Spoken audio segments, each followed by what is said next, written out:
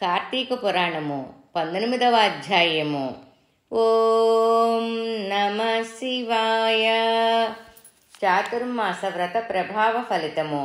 ఈ విధముగా నైమిషారణ్యమందున్న మహామునులందరూ వచ్చి సచిదానందుని స్తోత్రము చేసిన పిమ్మట జ్ఞానసిద్ధుడగు ఒక మహాయోగి, ఓ దీనబాంధవ, నీవు వేదవేద్యుడువని, వేదవ్యాసుడువని, అద్వితీయుడువని, సూర్యచంద్రాదులే నేత్రము కలవాడు నేత్రములుగా కలవాడువని, సూర్య సర్వంతర్యామివని, బ్రహ్మ రుద్ర దేవేంద్రాదులచే సర్వదా పూజింపబడుచున్నవాడువని, నిత్యుడువని, నిరాకారుడువని, సర్వజనులచే స్తుతింపబడుచున్న ఓ మాధవ, నీకివే మా హృదయపూర్వక నమస్కారములు.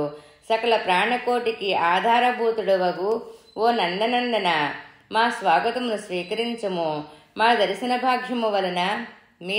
భాగ్యము వలన మేము మా ఆశ్రమములు మా నివాస స్థలములు అన్నీ పవిత్రములైనవి.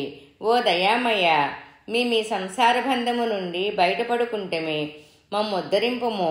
మానవుడెన్ని పురాణములు చదివినా, ఎన్ని శాస్త్రములు విన్నా నీ దివ్య దర్శనము బడయజాలరు.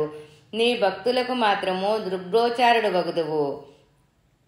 ఓ గజేంద్ర రక్షక, ఉపేంద్ర, శ్రీధర, హృషికేశ, నన్ను కాపాడుము అని జ్ఞానసిద్ధుడు మైమరిచి స్తోత్రము చేయగా, శ్రీహరి చిరునవ్వు నవ్వి, ఓ జ్ఞానసిద్ధి, నీ స్తోత్రవచనములకు నేనెంతయో సంతసించి తిని, నీకిష్టమొచ్చిన వరమును కోరుకొనుము అని పలికిరి.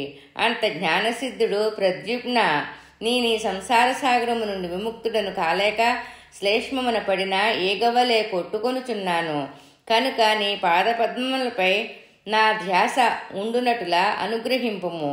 మరేదియూ నా హక్కరలేదు అని వేడుకొనెను. అంతా శ్రీమన్నారాయణుడు, ఓ జ్ఞానసిద్ధుడా, నీ కోరిక ప్రకారం అటులనే వరమిచ్చి తిని, అదియూ కాక మరొక వరము కూడా కోరుకొనుము, ఇచ్చెదను. ఈ లోకమందు అనేక మంది దురాచారులయ్యి, బుద్ధిహీనులయ్యి అనేక పాపకార్యములు చేయుచున్నారు. అట్టి వారుల పాపములు పోవుడుకయ్యి ఒక వ్రతమును కల్పించుచున్నాను.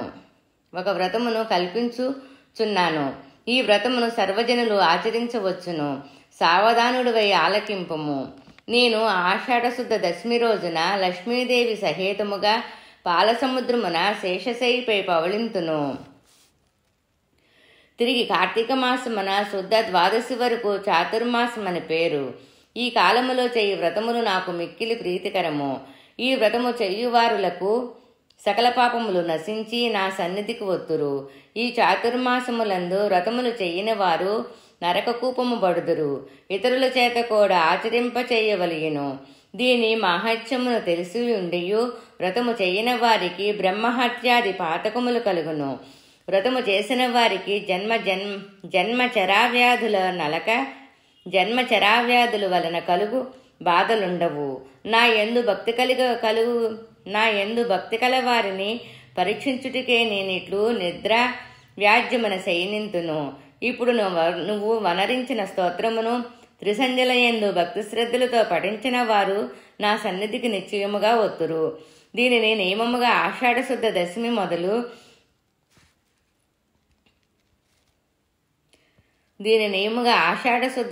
మొదలు శాకములున్న శ్రావణ శుద్ధ దశమి మొదలు పెరుగును, భాద్రపద శుద్ధ దశమి మొదలు పాలును, ఆశ్వీజ శుద్ధ దశమి మొదలు పప్పు దినుసులను విసర్జించవలెను అని శ్రీమన్నారాయణుడు మునులకు బోధించి, శ్రీ మహాలక్ష్మితో కూడి పాలసముద్రమున కేగి శేషపానుపు మీద పవళించెను. వశిష్ఠుడు జనక మహారాజుతో, రాజా, ఈ విధముగా విష్ణుమూర్తి జ్ఞానసిద్ధి మొదలగు మునులకు చాతుర్మాస వ్రత మహత్యమును ఉపదేశించెను. ఈ వ్రతమంతమును అంగీరసుడు ధనలోభునకు తెలియచేసెను. నేను నీకు వివరించినాను కాన ఈ వ్రతము ఆచరించుటకు స్త్రీ పురుష భేదము లేదు. అన్ని జాతుల వారు చేయవచ్చును. శ్రీమన్నారాయణుని ఉపదేశము ప్రకారము మునుపుంగవులందరూ ఈ చాతుర్మాస వ్రతమాచరించి ధన్యులయ్యి వైకుంఠమునకు కేగిరి. 19వ అధ్యాయము సంపూర్ణం. ఓం నమ శివాయ.